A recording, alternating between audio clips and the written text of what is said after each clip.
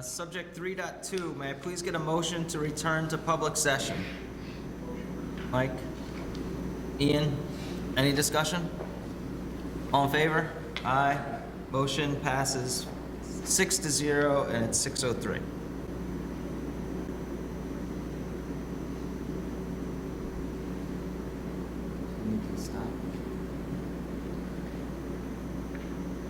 Can I continue?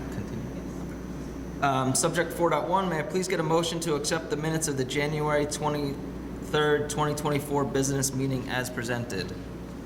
Dave? Ian? Any discussion? All in favor? Aye. Motion passes 6-0. Subject 4.2, may I please get a motion to accept the minutes of the January 30th, 2024 special business meeting as presented? Mike? Dave? Any discussion? All in favor? Aye. Motion passes 6-0. Subject 5.1, statements and presentations. Sarah, hand it over to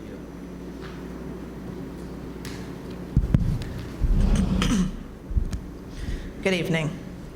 I'm going to start this evening by talking about some combining of teams work, formerly known as merging, that we have been working on over the course of the school year, as many of our 7th and 8th grade parents know, but we wanted the full community to be aware of.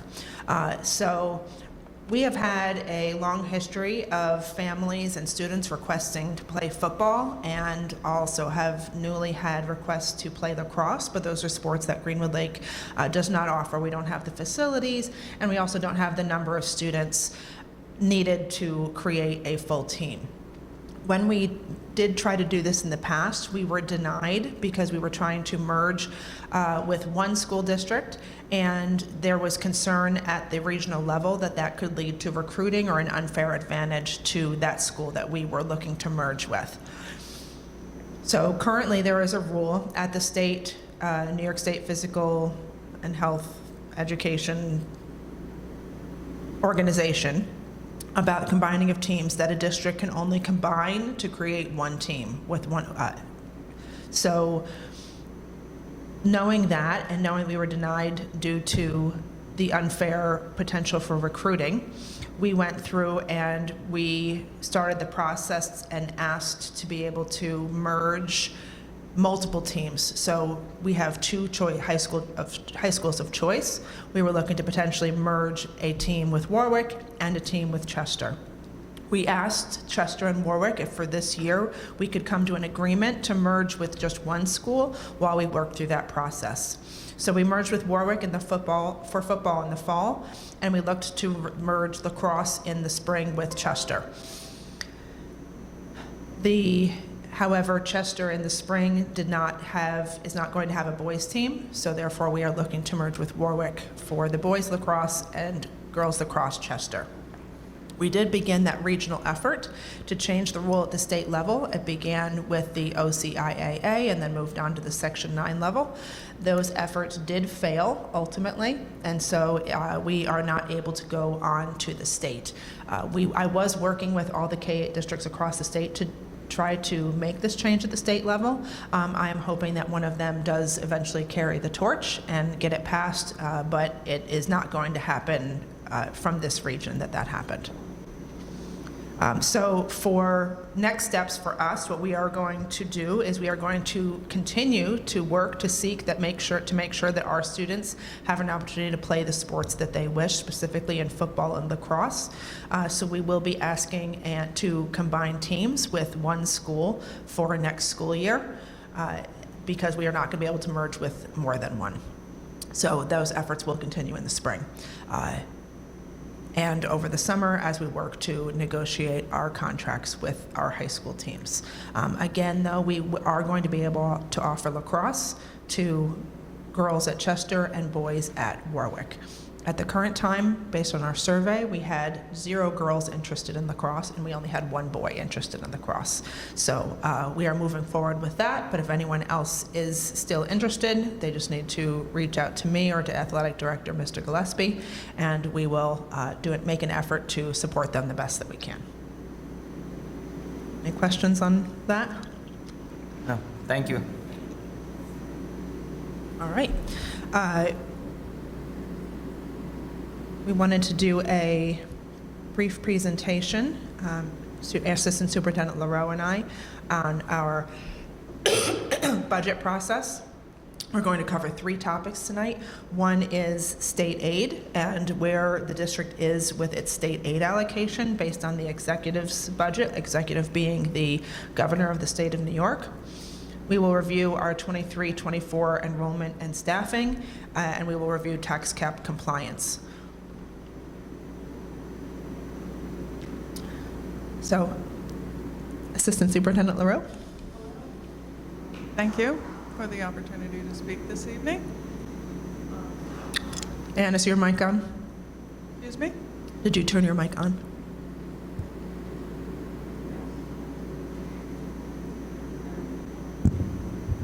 No. I think it's on now. Just talk again. Hello? Yes. In an effort to close a $4.3 million deficit in the state budget, the governor has proposed eliminating the safe, hold harmless provision. This provision ensures that the district receive at a minimum, the state funding that was received in the prior year. You just have to talk right into it. Okay. If you just... Yes? Yes. There you go. Okay.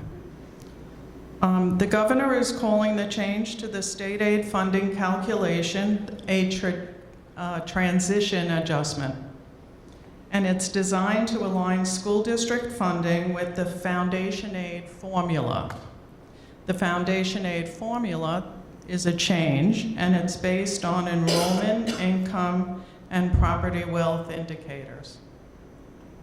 Almost half the schools, 336 of the 673 school districts, have this transition aid applied to their foundation aid calculation, resulting in a significant decrease. And we fall in this category, as you can see from that slide. This school year, the district's expecting to receive $4.9 million in foundation aid. The foundation aid formula would have us receive $3.1 million. The governor is recommending to spread this reduction of $1.8 million over 2 years, resulting in a reduction in our 24-25 state aid of $919,000 and our 25-26 aid of another $919,000.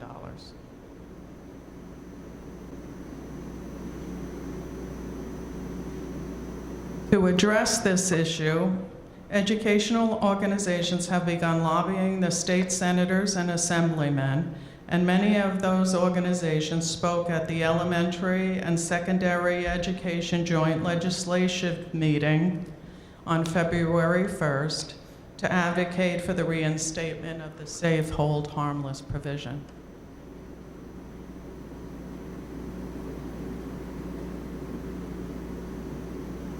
Now on to the property tax cap. The property tax cap limits the amount school districts can increase their property taxes to 2%, or the rate of inflation, which is 4%, so we're limited to 2%, and a tax-based growth factor of 0.27%. This information is sent up to the state comptroller, and school districts can override the cap with 60% approval from the registered voters. So our tax cap calculation looks like this. Our current tax levy is $17.49 million. We are permitted to increase by 2.72%, which is the rate of inflation, the cap, and the pilot, for $476,000, which gives us a tax levy limit of $17.9 million. We have a carryover from previous years because we haven't levied to the limit of $270,000, yielding $18,241,589, or a 4.27% increase. And that's our maximum allowable tax levy, which is a total increase of $746,739.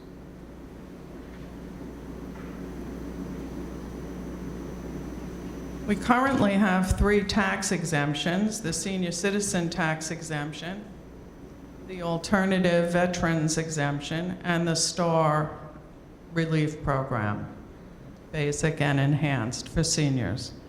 On tonight's agenda, you'll find the partial exemption on real property owned by qualified volunteer firefighters and ambulance workers, and a restrictive exemption for real property tax exemptions, tax incentives for businesses outside New York City for the board's approval.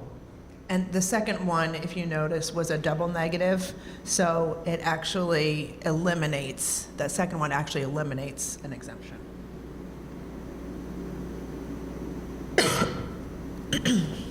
Any questions on any of those items tonight? No, thank you. Thank you. Just to do a presentation on our current enrollment and staffing, our K-8 district enrollment has stayed relatively flat this year. We have 446 students in district.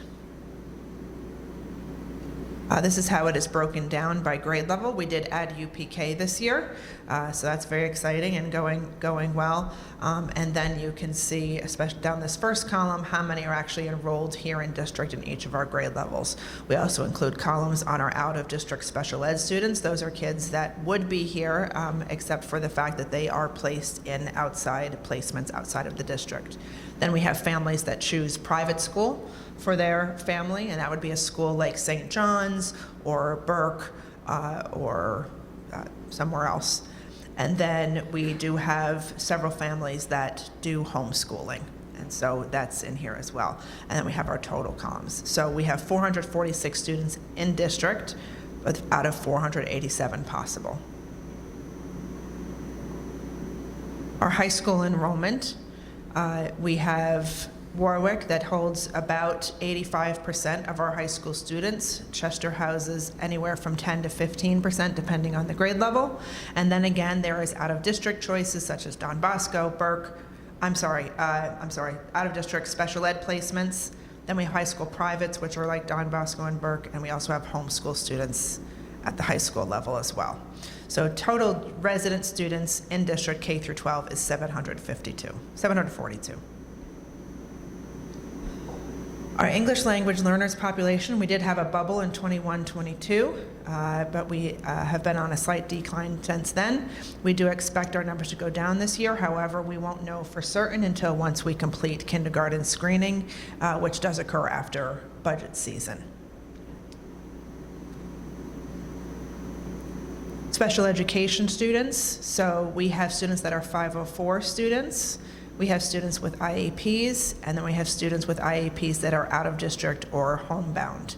And so you can see the breakdown of our students with IEPs. 64 are here in district with us, 14 are served outside of district. And then additionally, we have 29 students that have 504s. And then we also have numbers here for our high schools. In terms of enrollment, what grades are those students in, and if they're out of district or in district, and then by grade level. So we have 3 teachers assigned that work with kindergarten through 2nd grade. We have 3 teachers assigned that work with 3rd through 5th grade, and we have 4 teachers that work with 6th through 8th grade.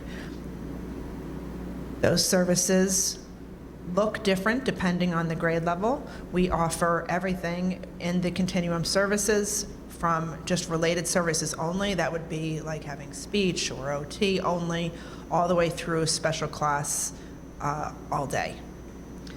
So This changes each year depending on the needs and the number of students. So when we have enrollment the way we do, where we have classes, grade level classes of 40, 50, 60 kids, we have to make decisions based on the largest number of students that we can serve.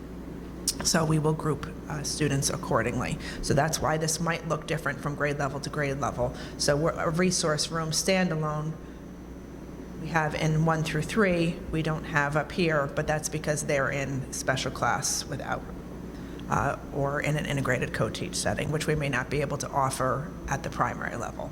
So again, it depends on the students and their individual needs, and the PPS department works very hard to make sure that the needs of the majority of students are met, and we use our staff to meet those needs. In terms of support staffing, we have 10 special education students. We have 1 occupational therapist in-house, and we have a 0.5 PT that is contracted, physical therapist. Speech, we have 1 full-time person in district, and we have another part-time person that's a 0.6 that works for us. We have a school psychologist placed in each school. We have a school nurse in each school. We have 7 teaching assistants that are assigned to special education specifically. And then for English language learners, we have 1 full-time person that works across the district K-8, and then we have 1 part-time person that works solely at the elementary school for a total of 1.5 staff members. In terms of staffing at elementary school, we have 12 elementary teachers. We do still offer elementary Spanish beginning in kindergarten. We have 2 RTI teachers, a PE teacher, art teacher, a 0.6 music teacher that is shared with the middle school. They are 0.6 at the elementary school and 0.4 up here at the middle school. We have a Project Lead the Way teacher. We have a guidance counselor, 6 teaching assistants. So teaching assistants are in rooms such as kindergarten. Each has its own teaching assistant, as well as pre-K has 2 teaching assistants. We do not have any full-time aides this year, and we have 3 part-time recess aides at the elementary school. At our middle school, we have 8 elementary teachers that consist of grades 4, 5, and 6. 6th grade is considered elementary teaching. It's under the elementary teacher certification, even though it is part of our middle school side of our building. We have 7th and 8th grade ELA teachers. We have 2, as well as in math. We have a science teacher that is shared between 7th and 8th grade, and we have a social studies teacher that is shared between 7th and 8th grade. We have that 0.4 music that is partnered with the elementary school, and we do have a full-time music teacher here. That full-time person does our band and does do some music classes as well. We have a full-time art teacher, 2 PE teachers. We have a library media specialist. We have 2 Spanish teachers. 1 works primarily with 4th through 6th grade, and the other one works with 7th and 8th grade. We have a Project Lead the Way teacher. We also have a Project Lead the Way / LEAP teacher. We have a guidance counselor.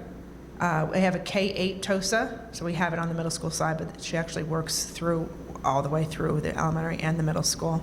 4 part-time recess aide positions, 1 teaching assistant, 1 TR teacher, and no full-time teacher aides.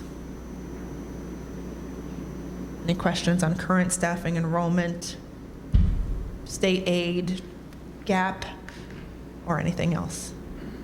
Okay. Let's go back to my other presentation because now I need to do principal reports.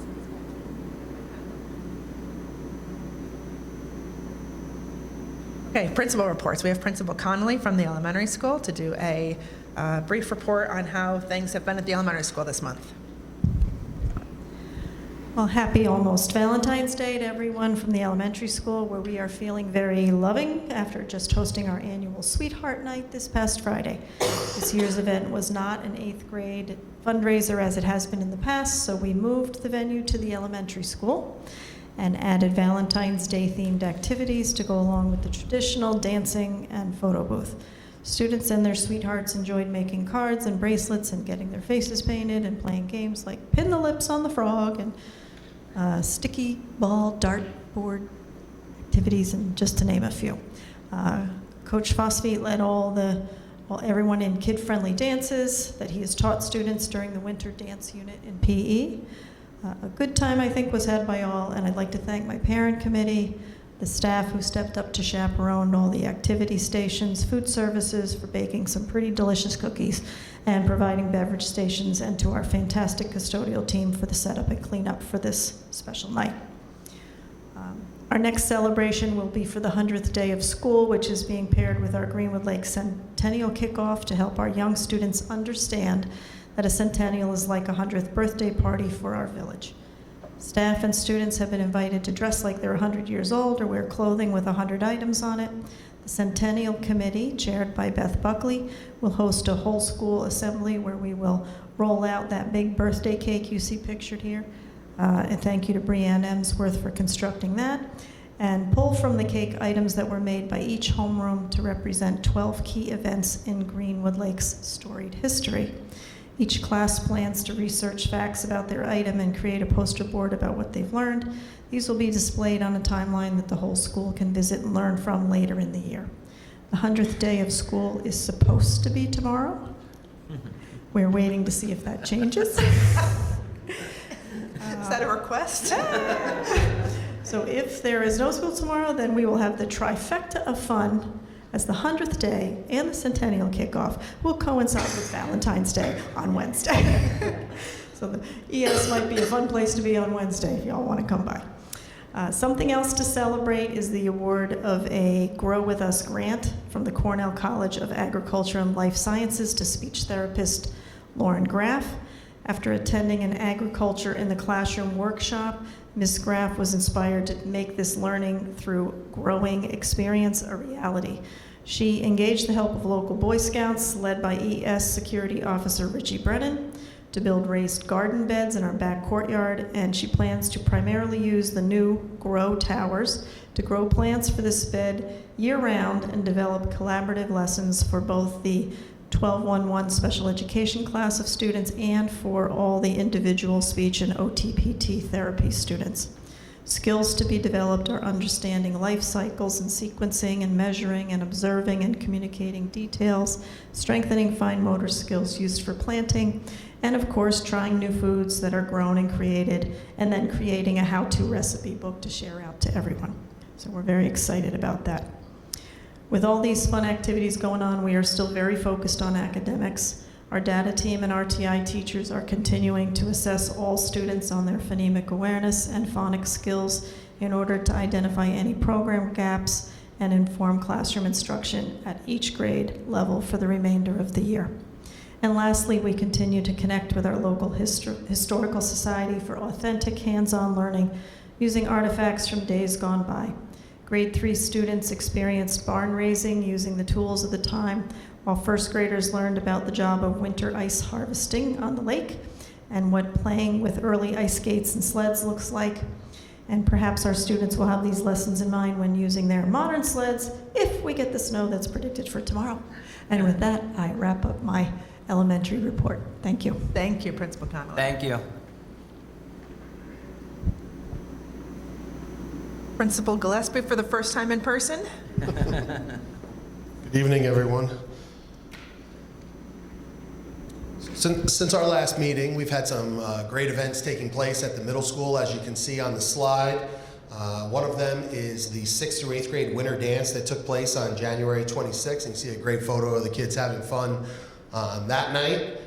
Also, right afterwards, the following week, we kicked off Spirit Week, and as we spoke about before, this was a collaboration where the elementary and the middle school both celebrated Spirit Week, dress up. There was a lot of fun and a lot of participation by both our students and staff that week. I know that I got to dress very comfortably that week, so that was nice. And then it led right into our pep rally, which took place on February 2nd. So as you can see some of the photos from the pep rally, that was another great event. Great to have our elementary school come up and have the whole district together. We had some fun activities for K-8 students to all participate in. We had a nice little dance-off with our mascot and our pre-K classroom. And we also got a chance to honor all of our athletes. So we honored the athletes who were returners, who participated last spring, as well as the fall. And then our winter athletes put on a demonstration where they showed some of their hoop skills and some of their wrestling moves for everybody in attendance. So again, I think the pep rally went very well. It was a lot of fun, and now I have a good baseline to judge to get ready for next year. So it was exciting. But I would like to thank a few people, specifically our phys ed staff, Mr. Cron, Ms. Verboski, Mr. Fosvate, and also our middle school art teacher, Mr. Ferry, who helped with the activities. So they helped facilitate, gather some of the equipment together, and also, like I said, organize some of the events with the students. So I appreciate that assistance. Coming out of Spirit Week, where we kind of have fun all week, this year was unique because we jumped into another week of fun with the Centennial back-to-back weeks, where we had daily activities again to celebrate the Centennial kickoff. I think that I would like to thank, I'd like to thank Ms. Buckley and Ms. Ronnie for all of their work with the organization of the Centennial kickoff. A few of the highlights were the Centennial video. So we did have the entire middle school view the Centennial video that was created. It was an opportunity for our students to be presented with several examples of historical relevance associated with Greenwood Lake. So a lot of them were things that they may or may not have been aware of, but I think that the video was done in a great way. So we had some guest presenters that kind of flowed in line with what the topics were, both students and staff. So it really was, it turned out to be a great whole school experience for everybody to participate in that and also celebrate the milestones of 100 years of Greenwood Lake. As Ms. Connolly said, for our young students, it's hard to imagine what 100 years is. So we really tried to make sure that everybody understood and could appreciate that significance. And then finally that culminated with our 100 photo at the middle school, as you can see, which came out great. We put a lot of detail into the planning of that, trying to make sure that it would come out that way. And again, I would like to thank Mr. Vanelli and Mr. Ferry. Mr. Ferry with the photography end, and Mr. Vanelli for helping plan and diagram how many students it would take to fit into each one of those numbers. So there was a lot of science put into that photo. We didn't really just say, hey, get out there and let's see what it looks like. There was a lot that went into it, and now it's a great photo for everybody to have. Also on our slide, you'll see our ski club. That's a picture from one of our trips to Mount Peter. The team, the ski club's been going to Mount Peter weekly. This week, they will also be traveling to Bel Air on a longer trip. So that's a fun trip for the students that are participating in that. And we've been fortunate, I guess, with having enough snow, or at least the temperatures, to sustain that program, because I know that doesn't always happen in some of the warmer winters. So this year it has worked, and again, thank you to Ms. Ronnie and Mr. Vanelli for their work with that program. Also, last week, our 8th grade students that have selected Warwick Valley as their high school of choice got an opportunity to attend the elective fair at Warwick. Another opportunity for them to go and see what type of elective opportunities they will have into the future as they attend that high school. And then a few upcoming events that we have. Reminder that this Thursday is a half day for all students, with the middle school dismissal 11:30. And the second half of the day being dedicated to parent-teacher conferences from 12 to 3 p.m. Also, we'll be recognizing our high honor roll, high achievement, and perfect attendance recipients on Thursday prior to dismissal. And finally, also, because this event will take place before our next board meeting, I wanted to mention the annual Students vs. Staff Basketball Fundraiser event that will take place and is sponsored by our Greenwood Lake Teachers Association. The event will be on March 7th at 6 p.m. And as everybody who's attended that in the past knows, in addition to the game, there are some great Tricky Tray raffles that take place, and that money is used. The fundraiser money has been used to support our 8th grade class, so we look forward to seeing everyone there on March 7th. And That's it for my report tonight. Thank you very much. Thank you very much. That concludes the presentations for this evening. Okay, thank you, everybody. Okay, we're gonna go to NISBA. So NISBA had his annual lobby day on the 7th, where board members and our legislators in Albany. I think they also did a virtual as well. So right now, we're just advocating regarding the electric buses and the budget, and I know Sarah will have some information for the community on how to get involved. Thank you. Oxbow?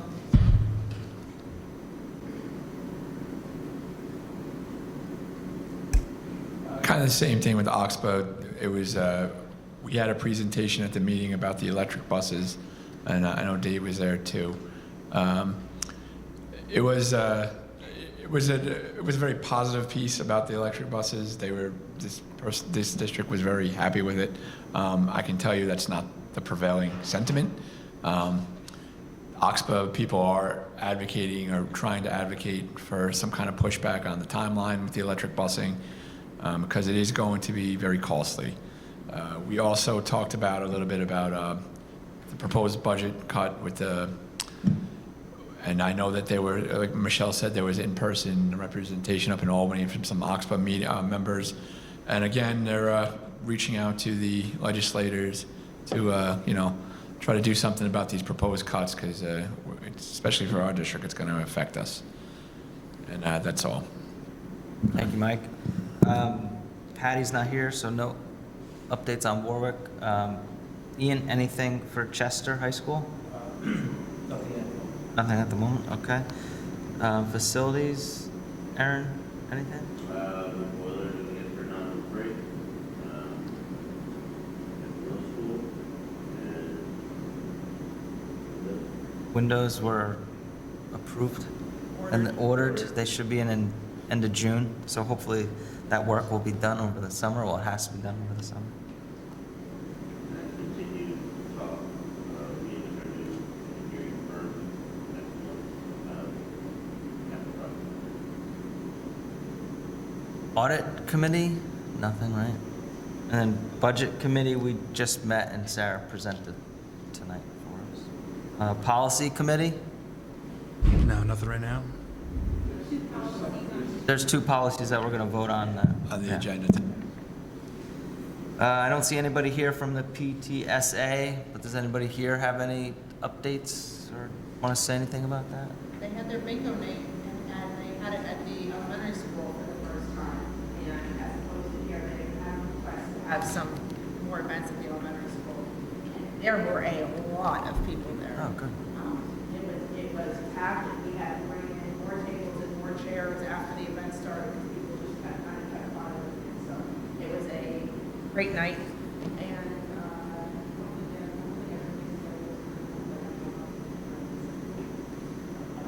bingo night was a huge success, and they did that as a fundraiser. Great. And I don't see anybody from the Village of Greenwood Lake, but does anybody have anything? Sign up for Little League, please. Go ahead, Mike. We need registrations going on for Little League, so please register as soon as possible. And we definitely need coaches for Little League. So if you would like to coach pitch softball or minor softball, please reach out to the website and actually just contact me, and I will take care of it. We did have a request from the village liaison to know about some of the different events, so I had our wall calendars delivered to the village hall as well as the ones that the liaison. Thank you. Okay, subject 6.1, privilege of the floor. I don't see anybody out there, but if they want to come in, we're more than welcome. Subject 7.1, may I please get a motion to approve the financial reports for January 2024 as presented at this meeting? Mike, Aaron, any discussion? All in favor? Aye. Motion passes 6-0. Subject 7.2, may I please get a motion to waive the second reading and adopt policy 4321.4, independent educational evaluations as presented? Mike, Dave, any discussion? All in favor? Aye. Motion passes 6-0. Subject 7.3, may I please get a motion to adopt the 2024-2025 student calendar as presented? Aaron, Dave, any discussion? All in favor? Aye. Motion passes 6-0. Subject 7.4, may I please get a motion to approve the appropriation transfer to purchase shared student consumables and replenish classroom materials and supplies as presented? Mike? Michelle? Any discussion? All in favor? Aye. Motion passes 6-0. Subject 7.5, may I please get a motion to approve the SMOA between the district and the GLAA as presented at this meeting? Mike? Aaron? Any discussion?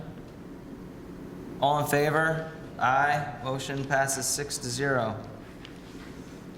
Subject 7.6, may I please get a motion to approve submission of real property tax cap compliance form? Dave? Aaron? Any discussion? All in favor? Aye. Motion passes 6-0. Subject 7.7, may I please get a motion to approve the corrective action plan revision as presented? Mike? Aaron? Any discussion? All in favor? Aye. Motion passes 6-0. Subject 7.8, may I please get a motion to adopt the real property tax law provisions of section 466-A as presented? Mike? Ian? Any discussion? All in favor? Aye. Motion passes 6-0. Subject 7.9, may I please get a motion to reduce the percent of exemption for the section 485-B real property tax law business investment as presented? Aaron? Mike? Any discussion? All in favor? Aye. Motion passes 6-0. Subject 8.1, may I please get a motion to appoint Salvatore Giardina Jr. as full-time custodial worker as presented? Mike? Dave? Any discussion? All in favor? Aye. Motion passes 6-0. Subject 8.2, may I please get a motion to approve the unpaid childcare leave of absence of Ellen Collins as presented? Mike? Dave? Any discussion? All in favor? Aye. Motion passes 6-0. Subject 8.3, may I please get a motion to approve the leave replacement extension of Kathleen Egan as presented? Mike? Aaron? Any discussion? All in favor? Aye. Motion passes 6-0. Subject 8.4, may I please get a motion to appoint Christopher Buckley as substitute custodial worker as presented? Mike? Dave? Any discussion? All in favor? Aye. Motion passes 6-0. Subject 9.1, may I please get a motion to accept the CPSE CSE recommendations as presented at this meeting? Michelle? Mike? Any discussion? All in favor? Aye. Motion passes 6-0. Subject 10.1, may I please get a motion to adjourn the executive session? No? Michelle? Anybody else? Mike? Okay, that motion fails. Any discussion? All in favor? Wait, isn't that no? Everybody should say no. Oh. Nay. Favor of the failure. Motion Nay. failed, 6 to 0. Okay. The next Board of Education meeting will take place on Monday, March 11th at 6 PM in the middle school cafetorium. May I please get a motion to adjourn the meeting? Mike, Michelle, any discussion? All in favor? Aye. Motion passes 6 to 0. Thank you very much, everybody. That concludes our meeting.